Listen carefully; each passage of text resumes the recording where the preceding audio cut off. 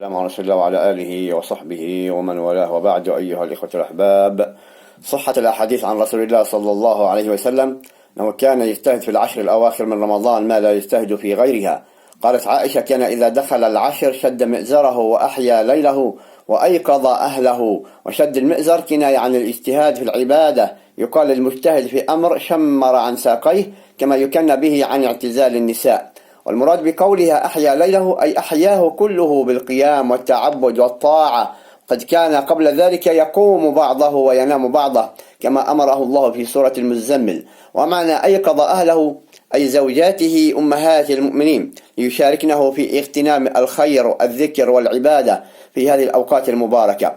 وبهذا يعلمنا أن يتعهد المسلم أسرته وأهله بالتذكير بمواقع الخير والأمر به، كما قال تعالى: وأمر أهلك بالصلاة واصطبر عليها. من دلائل حرصه صلى الله عليه وسلم على الاجتهاد بالعشر الأواخر اعتكافه فيها في المسجد متفرغا لعبادة الله تعالى.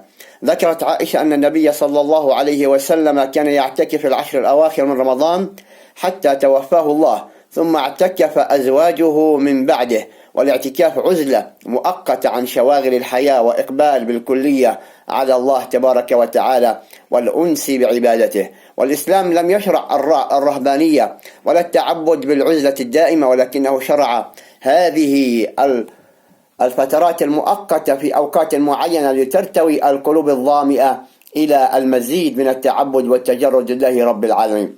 وسر الاجتهاد والمبالغة في العشر الأواخر يكمن في أمرين: الأمر الأول أن هذه العشر هي ختام الشهر المبارك والأعمال بخواتيمها، ولهذا كان من دعائه عليه الصلاة والسلام: اللهم اجعل خير أيامي يوم ألقاك، وخير عمري أواخره، وخير عملي خواتمه. والأمر الثاني أن ليلة القدر المباركة المفضلة أرجح ما تكون فيها، بل صحت الأحاديث أنها تلتمس فيها، فاللبيب الكيس من اجتهد في هذه العشر عسى أن يظفر فيها بهذه الليالي فيغفر له ما تقدم من ذنبه. اللهم بلغنا ليلة القدر، اللهم بلغنا ليلة القدر، اللهم بلغنا ليلة القدر، اللهم آمين. وصلى الله وسلم وبارك على سيدنا محمد وعلى آله وصحبه أجمعين.